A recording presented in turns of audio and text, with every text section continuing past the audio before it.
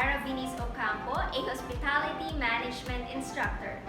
Welcome to my class. A pleasant day to each and every one of you. Welcome to our class, Tourism Policy Planning and Development. For today's lesson, we are going to talk about the prerequisites for sustainable tourism. So before we discuss, after reading the module or after you watch the lesson video, you should be able to, number 1, reiterate the principles of tourism. Number 2, define tourism potential analysis and gradualism. Number 3, differentiate types of location. Number 4, discuss the tourism infrastructure and personal security. So before we discuss this lesson, let us first define what is prerequisite. So when we say prerequisite, these are the things that is required or are required as a prior condition for something else to happen or exist. Meaning sa Tagalog, ito yung mga kondisyon. Ito yung mga kailangan, mga necessary, needed, or essential natin na magawa before we have a sustainable tourism.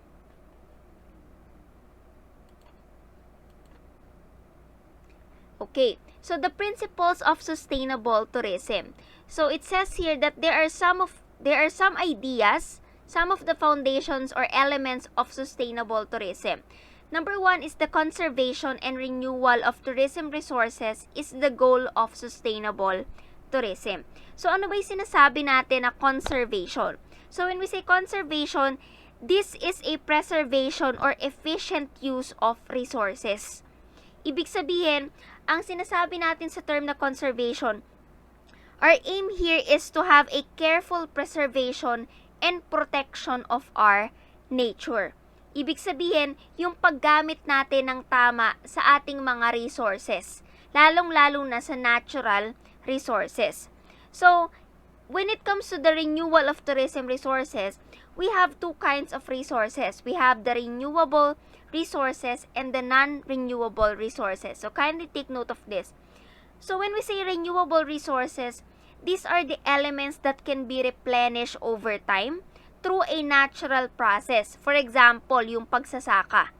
Diba? Pag nag-harvest ka, mga ilang panahon lang or ilang days lang, ilang weeks, pwede ka na ulit magtanim. So, that is renewable resources. Ibig sabihin, ito yung mga elements na kung saan pwede natin siyang ma-replenish, pwede ulit natin siyang magamit. Unlike kay non-renewable resources, it is the same thing, natural resources din siya, pero ito yung mga hindi agad-agad mapapalitan na mga resources. So, these are the resources that will eventually run out. Pag naubos siya, hindi siya ganun kadaling ibalik. Hindi ganun kadaling bumalik ulit yung mga resources na to para magamit ng mga tao. So, continuity of tourism depends on the existence of high-quality tourist attraction. So, alam naman natin that tourism is dependent sa mga tourist attraction.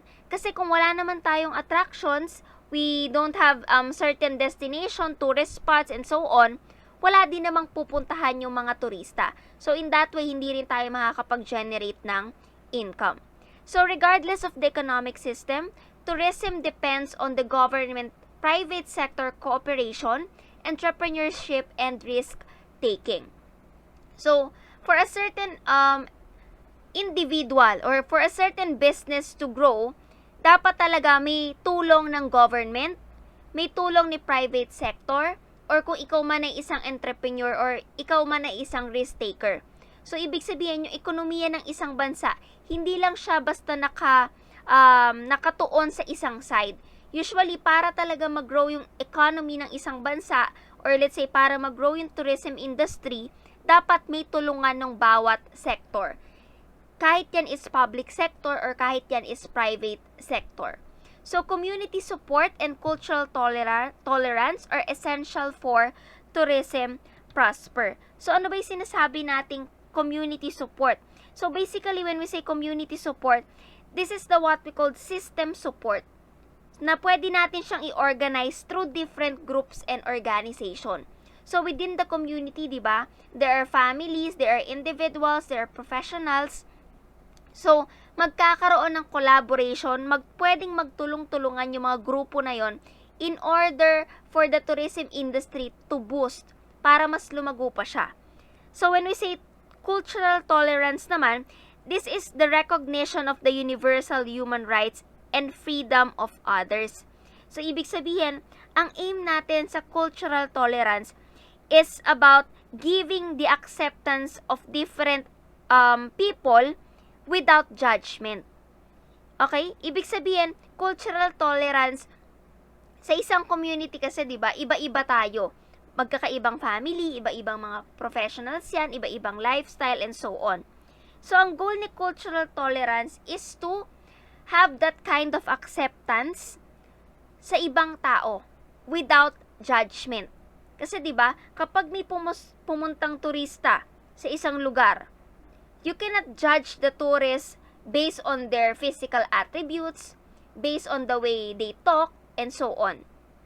So next one is the personal security of tourists and political stability of the country must be ensured. So aside from the tourist attractions, the destination or the tourist spots na gustong-gustong puntahan ng mga turista, ang ating pinaka-aim din talaga or ang pinaka-importante is the security of the tourists. If you are not secured in that kind of place, bakit ka pa pupunta doon? Bakit ka pa mag-i-stay doon? And of course, yung tinatawag nating political stability, it is a measure of the perception regarding the probability that the government will be destabilized. Ibig sabihin, political stability sa isang bansa, we want na yung political system nila, 'di ba? Yung mga officials from the government, yung mga official from the different department, organization is maayos. Because sometimes in a particular country, andyan yung terrorism, andyan yung war. So ibig sabihin, ang isang bansa kapag ganun yung kanilang status, ganun yung kanilang situation, most likely walang secured na tourist, 'di ba? Hindi secured yung mga turista, same with the locals in that country. So tourists themselves must be prepared to play their part in the sustainable tourism. So syempre hindi lang naman yung mga departments, hindi lang naman yung government, private sector, yung mga local people or the host community yung kikilos. Of course, the tourists, tayo mismo na mga turista kapag nagpunta tayo sa isang lugar, of course, we have to play our parts. Ibig sabihin, gawin natin yung parte natin sa isang lugar kung saan tayo pupunta. Regardless kung yan is tungkol sa mga waste sa basura, yung simpleng pagtapon ng basura, yung simpleng pagsunod sa tourism policy. So, lahat ng yun is makakatulong in order for us to have a sustainable tourism. So, those are the principles of sustainable tourism. So, next one is the international and domestic sustainable tourism demand. So, merong nabanggit dito na isang organization which is the World Commission on Environment and Development. So, ito is currently, or as of now, it is known as the Brundtland Commission. So, before, ang tawag sa kanya is the World Commission on Environment and Development, but as of now, ang tawag na sa kanya is the Brundtland Commission. So, basically, itong organization na to or association na to, ang kanilang aim is to unite countries to pursue sustainable development together. Kasi 'di ba, it is being established by the United Nations. So ibig sabihin, ang pinaka-goal nila is bawat bansa magtulungan in order for us to have a sustainable development. Not just in terms of tourism, but also of course in other field of the country. So, they define sustainable development as a progress that meets the needs of the present without compromising the ability of the future generations to meet their own needs. So, even before we are really defining kung ano si sustainable development. So, it is a progress, it is a process na wherein we are going to meet the needs of the present. Okay? So, pupunan natin yung mga kailangan ng mga tao ngayon. Pero hindi natin i-compromise yung mga gagamitin nating resources para mapunan yung pangailangan nila ngayon sa mga tao na nakaabang pa for the future generation. Because the future generations also have their own needs. meron din silang mga pangangailangan, meron din silang mga wants na katulad natin na nandito ngayon sa present generation. So, the operative concept in this definition is sustainability is the key condition for promoting and continuing the tourism demand. So, basically, the term sustainability is really important in all aspects, lalong-lalo na kay tourism. So, in planning and promoting sustainable tourism, the following issues are considered. Of course, when we want to promote a certain destination, when we want to have a sustainable tourism, ito commonly yung mga issues na pwede nating bigyan ng pansin agad para hindi na siya mag-cause ng sobrang daming problema sa isang area. So, number 1 is the natural and man-made cultural environmental resources. So, dito naman sinasabi lang that a certain country, or let's say a certain place, a certain location, talagang merong existing na natural, man-made, cultural, environmental resources. So, kaya lang kasi, ang pinaka-prone dito sa danger, or ang pinaka-prone sa mga natural disasters, is the natural resources. Because sabi nga natin, the natural resources cannot easily be replenished. Hindi agad-agad siya mapapalitan, hindi agad-agad siya mag-e-exist. Usually, it will take time, it will take years and many years to come para siya is mapunan. So, unlike kay man-made resources na gawa ng tao, basta meron kang available na materials, available na mga resources, usually pwede naman din ulit silang i-rehabilitate, pwede ulit silang i-renovate. So, tourism must be beneficial for the receiving destination. So, sino ba yung mga receiving destination na yan? Of course, it is the region, the country, the state, 'di ba? Yung mga iba't ibang areas within the country. Of course, a particular tourism industry should have its benefit. Ibig sabihin, meron kang makukuhang something positive dito sa pag-promote mo ng sustainable tourism. Not just, of course, gaganda yung environment, mas magiging maayos yung ating kapaligiran, yung ating mga natural resources, but at the same time, the local community, the government, and the people around the destination will also benefit.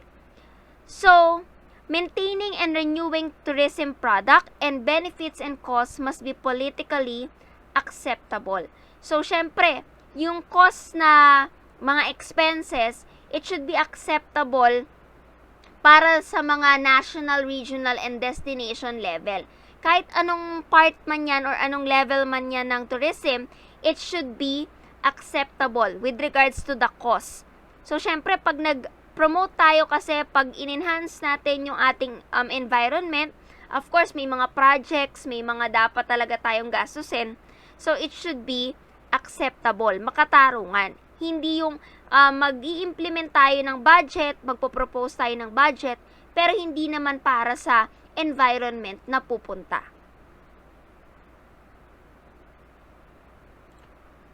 Okay. So, next one is the international tourism and the domestic tourism. So, it says here that initially, separating the international tourism demand from the domestic tourism demand is desirable when cultural, income, purpose, and other characteristics demonstrate a considerable gap between the two types of tourism. So, sinasabi natin dito, ano ba yung pagkakaiba ni international tourism and domestic tourism? Of course, pag international tourism, you are going to go outside the country. Lalabas ka na ng sarili mong bansa. But when we say domestic tourism, it is a kind of tourism industry na within the country. So, kasi 'di ba, iba yung demand, iba yung laki ng demand kapag international tourism at domestic tourism. So, most likely, ang isang tao or ang isang tourist, kung siya is wala pa namang sapat na pera, wala pa siyang, let's say, disposable income, at wala pa siyang kakayahan na pumunta international sa mga international countries, most likely, ang ipapatronize niya is yung mga lugar within the country. So, that is what we call domestic tourism. So, sabi dito, whether it is an international tourism or domestic tourism, both types should meet the 5 A's of tourism. So, ano ba yung 5 A's of tourism? Ano ba yung 5 na yon? 5 A ng tourism. So, those are the access, the accommodation, attraction, activities, and the amenities. So, lahat dapat yon, lahat ng elements na yon should exist in a particular country or in a particular kind of tourism. So, sabi nga dito, tourism demand requires the existence of attractions and minimum basic tourist facilities. So, of course, sa simula, minimum pa lang talaga yung mga basic tourist facilities. Hindi pa ganun kabongga, hindi pa ganun kadami yung facilities within the area. Pero pag yan is na-develop, di ba, pinatronize, nagkaroon ng mataas na marketing strategy, nagkaroon ng, let's say, income or profit yung mismong tourist destination na yun together with the locals, mas may enhance yung mga facilities within the area. So, next one is the 2 terms about tourism potential analysis and the gradualism. So, ano ba yung sinasabi nating tourism potential analysis? So, when we say tourism potential, it is the initial step for determining the availability and quality of the tourism product. So, aside from that, according sa research, tourism potential is about the sum. Okay? Pinagsama-samang natural, anthropogenic, o pag sinabi nating anthropogenic, these are the human activities o gawa ng tao, and material resources. And of course, the conditions necessary for a destination management. So, ibig sabihin sa isang lugar, we are going to determine ano ba yung mga available na resources dito sa particular lugar na to. Ito bang mga resources na to, meron siyang high quality, low quality? Meron bang enough na mga activities na pwede gawin sa isang lugar na to? So basically, you are going to analyze the potentiality of a particular destination. Next one is the gradualism. So when we say gradualism, it's the best government strategy at the time of initiating tourism development. Kasi pag sinabi natin gradualism, these are the principle or policy of achieving some goals by gradual steps rather than drastic change. So, ibig sabihin, ito usually yung mga ideas natin or strategy ng gobyerno na gagawin nila yung kanilang mga goals ng paunti-unti, gradual. Ibig sabihin, hindi bibiglain. Kasi minsan, kapag bibiglain natin, halimbawa, mag-i-implement tayo ng ganitong policy, ng ganitong activity, hindi naman pa natin nakikita kung ito ba is papatok sa lugar na yon. Usually, we need to take it one step at a time. Kaya siya sinabing gradualism, paunti-unti. So, slow and consistent process of change in the whole population. So, that is gradualism. So, as tourism economy expands, human-made attractions are added to the tourism product by restoring historic sites, older monuments, and buildings. So, international tourists are encouraged to conform to and respect local culture, customs, and living conditions to receive maximum satisfaction from their experience. So, sinasabi natin dito na of course, kapag ang isang ekonomiya, particularly tourism industry, pag yan is lumago, usually the human-made or the man-made attractions, talagang papatok din siya. So, ibig sabihin, kapag hit na natin, let's say, yung stagnation stage, di ba? Yung consolidation stage, yung decline stage, usually we need to restore those places or those tourist attraction para nang sa ganun, mapuntahan ulit siya ng mga tao. So, aside from that, sinasabi din dito that the international tourists, tayo, kunyari, nagpunta tayo sa ibang bansa, we are encouraged, actually, I think it is really a mandatory thing for us to conform. Ibig sabihin, sumunod. Diba? For us to conform and respect yung mga culture within the area. Okay? The customs, yung kanilang practices, yung pamumuhay nila, living conditions. Okay? For us to receive a maximum satisfaction from the experience. Kasi we are not going to a particular destination na ang aim natin bastusin yung kultura nila. Ang aim natin magkalat sa kalsada, magkalat sa kung saan-saan. Of course, kung ano yung culture nila, ano yung practices nila sa lugar, yun yung kailangan nating sundin. So, basically, those are the prerequisites. Yun yung mga kondisyon para tayo magkaroon ng sustainable tourism. So, attractions as a primary draws of the tourism product. So, alam naman natin that tourism attraction are the raison d'etre of the tourism. So, pag sinabing raison d'etre, usually, ito yung sinasabi natin na reason. Okay? Reason or justification in a particular area or existence. So, ibig sabihin, ang dahilan kung bakit nag-i-exist si tourism is because of the tourism attraction. They are the targets, the purpose, and objects of interest. So, yaang man-made attraction na yan, yaang human-made attraction, or let's say yung natural attraction, event attraction, site attraction, they are the targets, the purposes, and the objects of interest.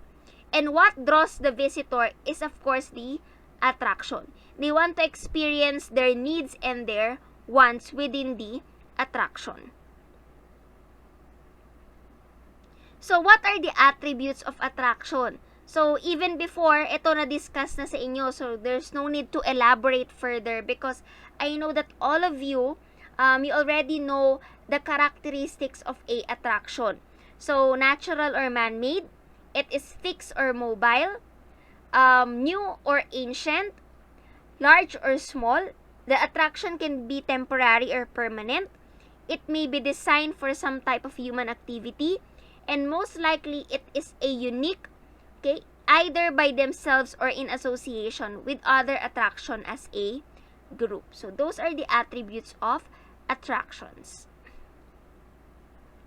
So, the next one is what are the things one should look for in evaluating tourism potential of a country, region, or destination. So, ano daw ba yung kailangan nating tingnan in order for us to evaluate kung ano ba yung potential ng isang tourist destination sa isang bansa, sa isang rehiyon, or sa isang destinasyon. So, number one, of course, the elements of tourism product. So, all of those elements should be unique in the eyes of tourists. Kailangan muna natin malaman, kailangan natin ma-identify ano yung mga elements na to. And as I've mentioned earlier, there are 5 elements or 5 A's of tourism. The access, the accommodation, the attraction, the activities, and the amenities. Of course, you need to know if that area is accessible.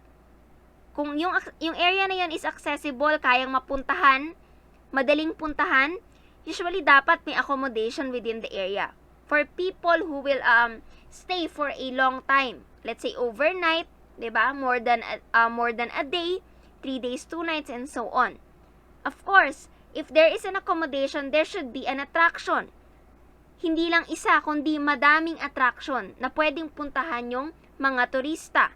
Within the attraction, there should also have a activity. Anong activity yan? Pwedeng water adventure, pwedeng let's say mga land adventure, ano yung mga activities na pwede within the beach, mga water adventure, and so on. And of course, there should be amenities. So, amenities and facilities also. So, in a given destination, dapat merong mga amenities na magsusupport doon sa 4 na elements. So, geography and cultural anthropology are the 2 major scientific disciplines used in this search. So, usually, ang geography naman, pag sinabi natin, diyan din nakatuon yung tinatawag natin na mga natural attractions natin like mountains, 'di ba? Saan siya located, kung gusto mo mag-hike, ano ba yung mga possible destination for hiking. And of course, cultural anthropology, so it is the study of how human ways of life in the broadest possible perspective. So when we say cultural anthropology, dito pinag-aaralan natin ano ba'y kultura ng mga tao? Ano ba'y paniniwala nila? Ano yung mga practices? Ano yung mga values nila? ano yung ginagamit nilang technology for the meantime. Okay? Na nakakatulong para sila is mas mabuhay. And then of course, nakakatulong to para mas maintindihan natin yung particular people o yung mga particular area na pupuntahan natin. Next one is the types of location. So we have two types of location. We have the absolute location and the relative location. So pag sinabi nating absolute, it is the precise physical location of an attraction or facility. So pag sinabi nating absolute from the word itself, precise or fixed position. Okay? Usually, ito yung isang lokasyon na hindi naman nagbabago-bago. So example niyan, yung exact address, 'di ba? Yung exact address ng particular beach. Hindi mo naman pwedeng ilipat yung beach na yan na katulad ng ibang mga businesses na pag nagsara, 'di ba? Pwede silang lumipat sa isang lokasyon. Usually, absolute location, these are the fixed location of a particular destination. And of course, when we say relative location, it is a location of one place in relation to other places. So, example niyan, halimbawa, nagda-drive ka along the highway. Kasi gusto mong, along the highway, nagda-drive ka papunta sa beach. Kasi you want to spend some time sa beach. Halimbawa, magbabakasyon kayo. And now, you want to know how far the beach is. Gusto mong malaman kung gaano kalayo yung lugar na pupuntahan mo. And as you go along the way, may mga signages, di ba? May mga signages along the highway na sinasabi na, let's say, you are 15 kilometers away from the beach. So, that 15 kilometers away, yun yung tinatawag natin na relative location. Kasi as you go along the way habang nagta-travel ka, may mga iba ka pang mga spots na pwedeng makita aside from sa lugar na pinakapupuntahan mo. So, those are the two types of location, the absolute and the relative. So, next one is the tourism planner. So, sinasabi dyan, the tourism planner is concerned only about the tourism significance of location. Of course, sa tourism planner, it involves yung tinatawag na tourism planning. So, as a tourism planner, you are concerned about the significance of the area, but also you consider the needs of the people planning a trip and using those factors to determine the best resources, yung programs, yung activities sa kanilang trip. So, kaya nga, di ba, naging planner, you're going to plan about their travel. And you will consider the needs and the wants of the people involved. So, and of course, all tourism activities depend on special climate condition. It depends upon kung ano yung gusto mong puntahan na lugar. It depends upon kung anong climate condition yung gusto mong ma-experience. Kung gusto mong pumunta sa mga polar climate countries, 'di ba? Yung sa mga malalamig, you can go to Antarctica, you can go to Alaska if you want. Kung gusto mo naman ng tropical country, you can visit the Philippines, 'di ba? Or if you want to experience snow, you can go to United States, and some of the states there are now experiencing yung snow. So, it depends upon sa preference ng turista. So, an operating system for attractions, facilities, and activities. So, tourism industry is an integrated system for many functioning elements. So, tourism functions best when these elements interact with one another and with the elements of the world around them. So, as mentioned earlier, yung 5 elements, they should interact with one another. Hindi dapat mawawala yung accommodation, tapos may biglang activities lang. Hindi pwedeng accessible lang yung lugar pero walang mapupuntahan. So, all of them should complement one another.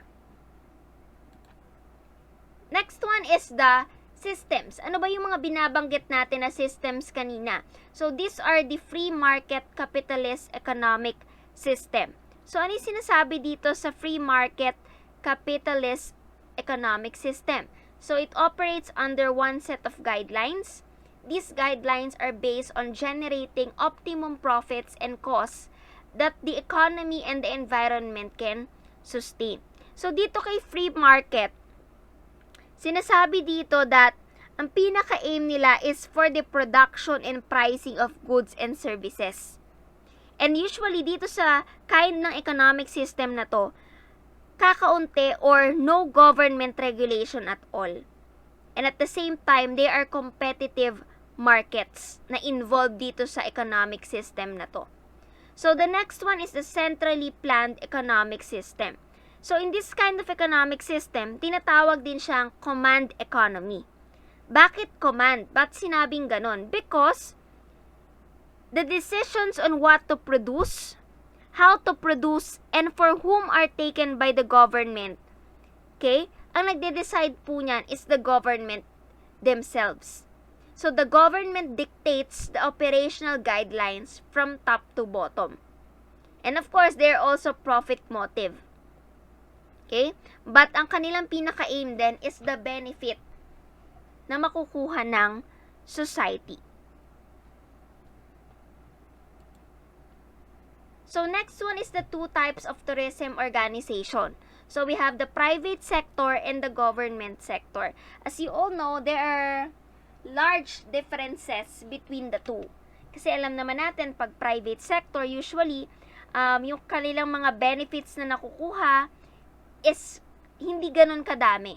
Kumbaga, if they are going to comply with a certain requirements, medyo hindi ganun kadali, unlike kay government sector. Of course, sa private sector organizations, dito naka-involve yung tinatawag na sole proprietorship, partnership, yung mga small and medium-sized businesses, yung mga large corporations, di ba? Yung mga professional and trade association, tsaka yung mga trade and unions. So, lahat sila involved kay private sector organization. So, as for the government sector organization, anything that is being handled and managed by the government, so dyan sila naka-under. Okay, so next slide. So, in mixed economy system, government is more directly involved in the development of tourism. So, sa mix, from the word itself, pinaghalo-halo na. So, ibig sabihin, dito, involved na si capitalism tsaka si socialism. But most likely, ang kanilang pinaka-aim dito is to protect private property, the economic freedom, allow the government to interfere in the economic activity. So, ibig sabihin, kay mixed economy, involved na dito si private sector at si government sector. So, in both economic systems, two prerequisites emerge for planning and developing sustainable tourism: the initiative and risk-taking. So, you have to initiate, you have to have such kind of compassion para ikaw na mismo, di ba? As a private sector, as a government sector, dapat meron kang mga plano for our tourism industry. Kung ikaw ay isang resort hotel, you should also have a plan sa community. Meron ka bang, let's say, meron ka bang corporate goals?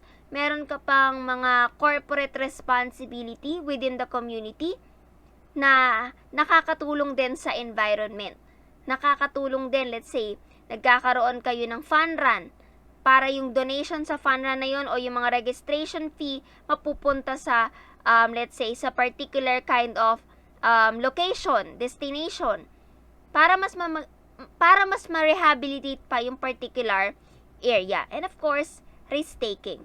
There's no assurance in everything, so it's the same thing with sustainable tourism. You have to take the risk because hindi mo naman din alam if itong particular plan mo mag-work for a long time. And usually, when you create a plan, it will take it should be a long-term plan, not a short-term.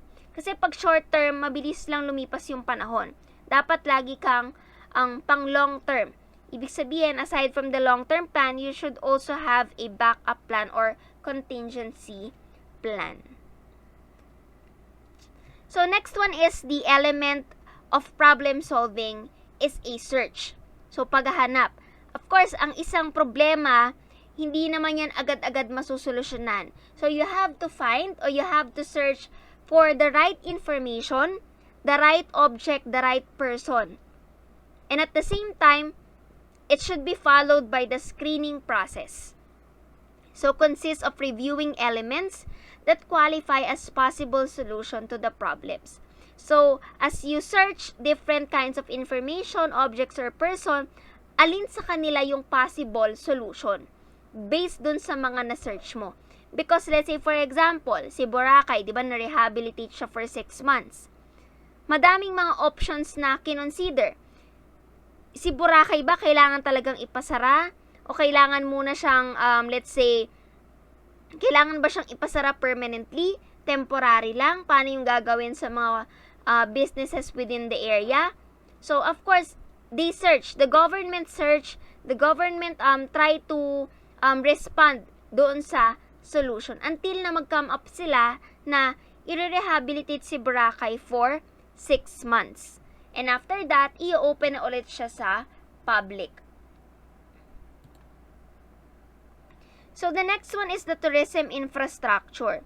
So, ano naman yung sinasabi dito sa tourism infrastructure? So, when we say infrastructure, these are the basic physical system of a business region or nation.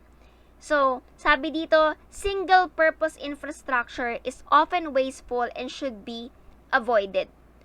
We won't build an infrastructure na isa lang yung gamit, 'di ba?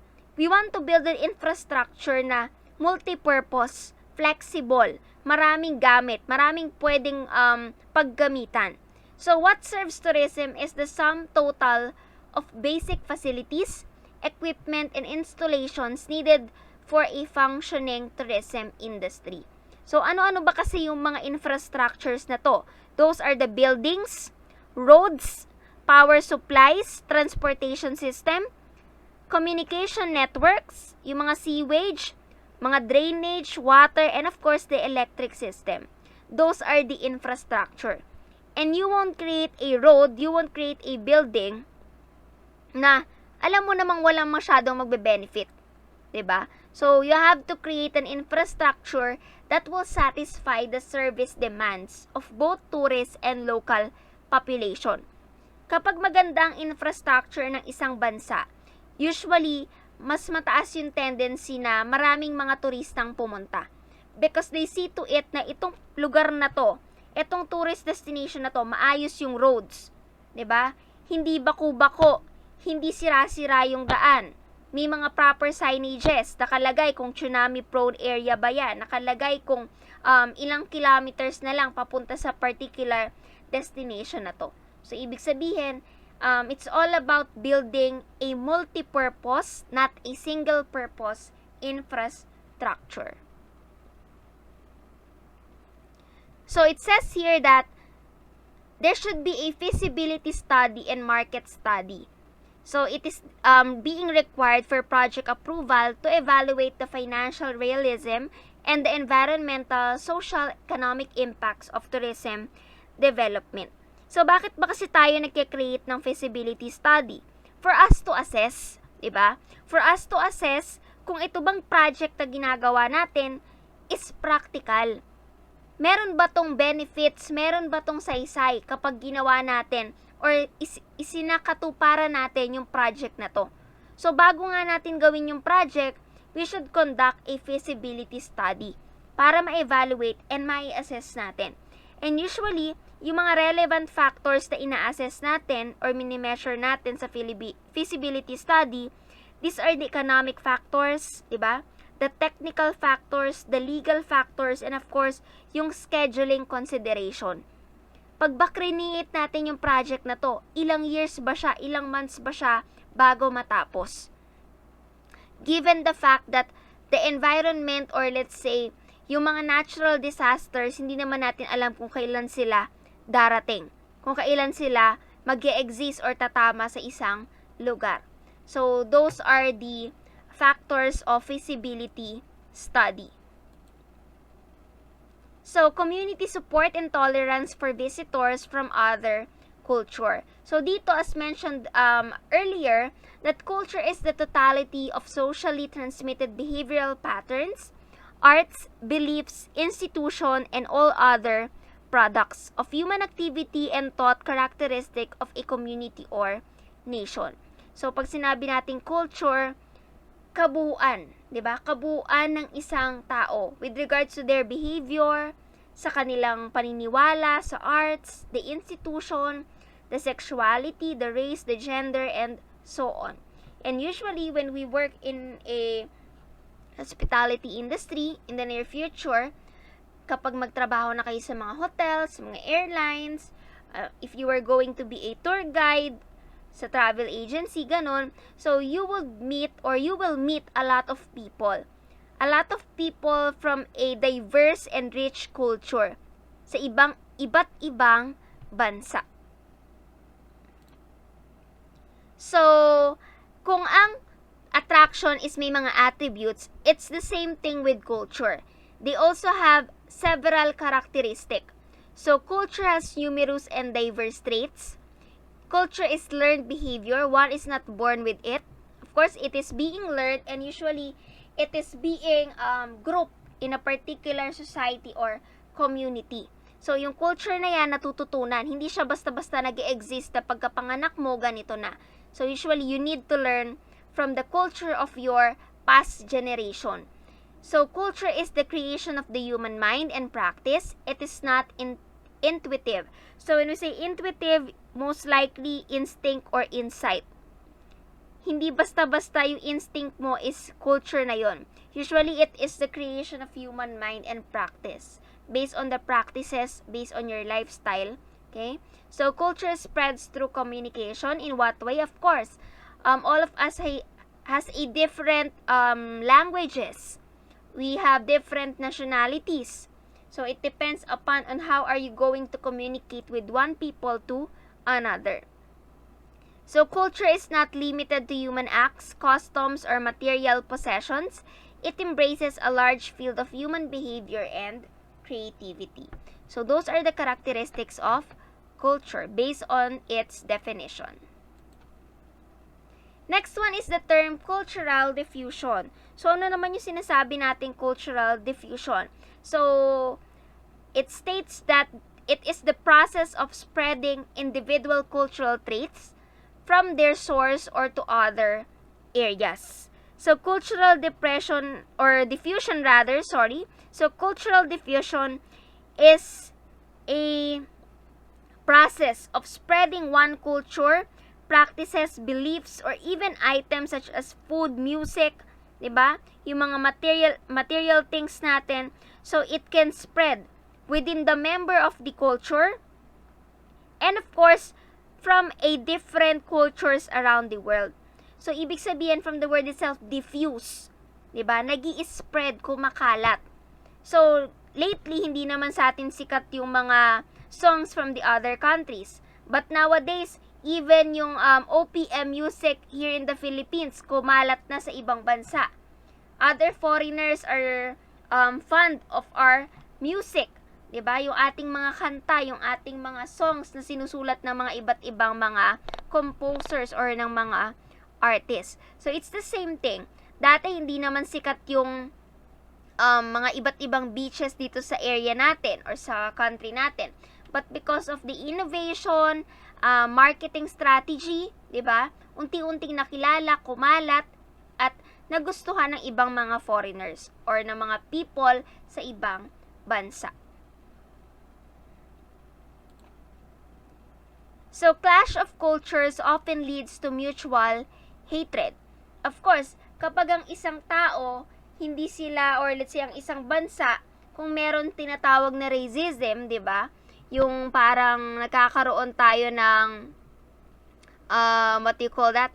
Nagkakaroon tayo ng pagbash or judgment sa isang tao, sa isang kultura, most likely magkakaroon talaga ng alitan. Magkakaroon ng war, diba? Kaya nga nagkakaroon ng war sa isang bansa because we cannot accept one another. Because ang aim natin dito is aside from sustainable tourism, we're also aiming for diversity or cultural diversity. Na wherein, ang aim ni cultural diversity is for us to accept and respect one people from another. Because we are going to meet a lot of various people. Lalong-lalo na kung ikaw yung tao na gustong-gusto mo mag-travel, so you really need to learn their culture, and at the same time, they will also learn about your culture. So it's like a give and take process. So, according here, visitor and native celebrated the first Thanksgiving together. Because in other countries, like for example, in United States of America and Canada, they are really doing yung tinatawag na Thanksgiving. So, ano ba yung Thanksgiving? So, it is a federal holiday. So, holiday siya sa Canada and United States. So, ano yung ginagawa nila during the Thanksgiving? Most likely, meron silang mga bisita na pwedeng nanggaling sa ibang bansa, nanggaling sa ibang lugar. At ang mostly ginagawa nila is, of course, they are praying, they are having a feast, nagkakainan, merong celebration or family bonding, nanonood sila ng mga football games, mga soccer games, and all that. And because ang pinaka-aim din ng Thanksgiving is to celebrate the harvest and blessings of the past year. So, ibig sabihin, they are having a simple dinner, diba? Thanksgiving dinner for them to commemorate yung mga nangyari sa mga nakaraang taon, okay? Sa mga blessings or sa mga kasaganahan na na-receive nila within the year and over the past year. So, that is the purpose of Thanksgiving. But here in the Philippines, most likely ginagawa talaga natin to every Christmas. So, Christmas to New Year, most likely yun yung parang Thanksgiving natin. So, government assistance at national, regional, and local levels. So, dito sinasabi lang that the government, whether anong klaseng mang economic system yan, there should always be a support coming from the government. Diba? So, kung meron tayong tamang mga infrastructures, diba, na ipoprovide sa local community, within the country, mapa local, regional, national man yan, so most likely, magiging maayos yung takbo ng ekonomiya ng isang bansa. And at the same time, mas magbuboost yung tourism industry. So, personal security and safety of tourists. So, sinasabi dito that unable to ensure the personal security of tourists looking for extreme experience, he was quoted as saying, "I understand all about wanting to have an adventure, but Iraq could be a one-way trip. This is not the place for tourists now." So that is according to the Wall Street Journal, published last October 7, 2004. So sinasabi lang dito that, di ba kasi there are countries na talagang puro gera yung nangyayari. Like for example, sa Iraq, sa Iran. So most likely for them, hindi pa talaga nila aim na i-boost yung tourism industry. They understand that the people want to visit their country for some kind of adventure, 'di ba? For some kind of leisure and pleasure. But sabi nga dito, Iraq could be a one-way trip. Baka pag pumunta ka doon, hindi ka na makauwi, 'di ba? Hindi ka secured. Hindi ka na makauwi ng buhay because most likely ang kanilang bansa is not really stable. Hindi talaga masyado pang secured because of the war na nangyayari o yung mga gera na nangyayari sa kanilang bansa. Okay, so let's go to the next slide. So, personal security is the prime consideration. War, terrorism, and natural disasters are anathema to tourism. So, sinasabi lang dito na ito yung mga threats, yung mga pwedeng mangyaring hindi maganda sa isang bansa, sa isang location. So, na dapat mas pahalagahan natin because you must also consider yung probability of natural disasters pag magta-travel ka. Alamin mo muna kung may paparating bang bagyo kung magta-travel ka, lalo na if you're going to travel through air and water transportation, 'di ba? So alamin mo muna kasi baka mamaya you are going to book for that kind of destination or magbo-book ka ng particular travel plans mo, pero ang ending maka-cancel lang yung flight. Madi-delay lang because hindi maayos yung weather condition sa particular country or location. So, access to well-equipped medical facilities and competent medical staff. It is also important because ang isang turista, ang isang lugar, ang isang tourism industry, dapat lagi natin ma-feel yung security at safety. Hindi lang sa mismong lugar, pero syempre, hindi natin alam kung ano yung mga possible na mangyari. If there are emergencies, accidents, so there should always be a well-equipped medical facilities, medical staff. So, may mga ospital, may clinic, 'di ba, na available or existing doon sa lugar. And at the same time, within the area or within the tourist destination, there should also be a emergency first aid kit and of course, the existing strategy for tourists when things go wrong. So, ibig sabihin, lahat ng yan nakasalalay sa mga people in charge within the area or location. So, codes of ethics and behavior for tourists. So, dito, sinisimplify lang natin that you should always extend respect for local authority to the local population and culture. Because as a tourist, hindi mo naman pagmamayari o hindi ka naman dun talaga nakatira sa isang area na yun or sa isang destination. You are there to visit. Iba, 'di ba? So pag nag-visit ka sa isang lugar, hindi ka naman most likely magtatagal doon. Instead, baka ang mangyari migration na, 'di ba? Hindi ka naman siguro magma-migrate agad-agad. So most likely bumibisita ka lang, nag-e-explore ka lang kung ano yung ino-offer ng particular destination na 'yon.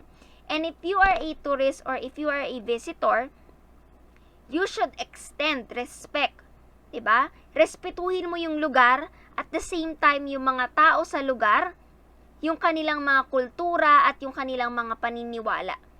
And of course, those inappropriate gesture, 'di ba? Should or yung mga plain stupidity can create a confrontation with natives. Na usually you will end up as a loser. Because syempre, 'di ba? Isang bagay lang na mali yung gawin mo within the area. I-bash mo lang sila or i-criticize mo lang sila, 'di ba? So, most likely, may sabihin ka lang mali na hindi okay sa kanila, bastusin mo yung kultura nila, you will really end up as a loser. Ikaw yung mamumblema sa area nila.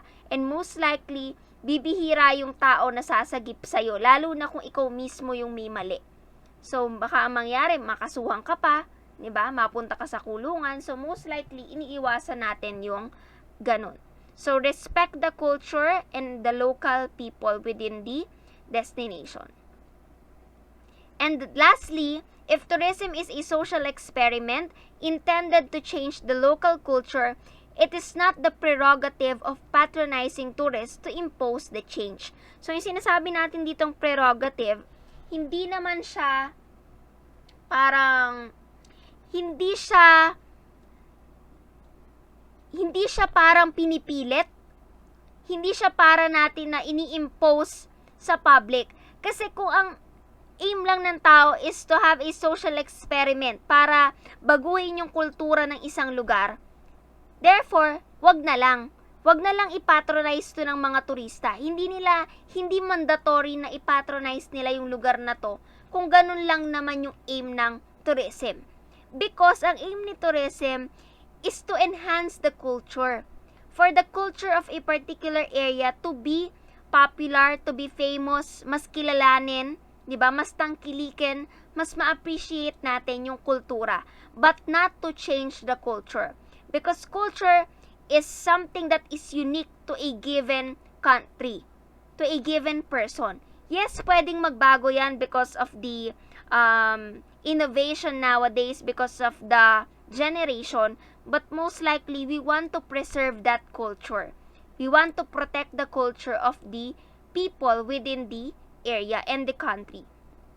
So they should also make tourists aware of the provision of local code of ethics, social mores, and behavioral convention. So social norms or mores, these are the norms set by the society largely for behavior and appearance.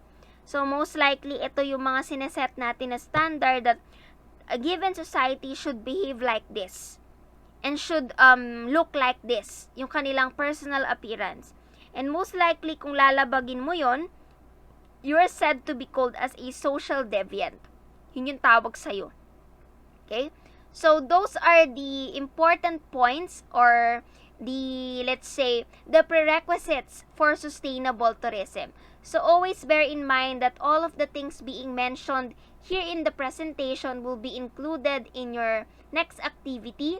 And if you miss some points in our lesson video, feel free to rewind or replay the video. So, thank you so much for listening in our today's lesson and see you again next time.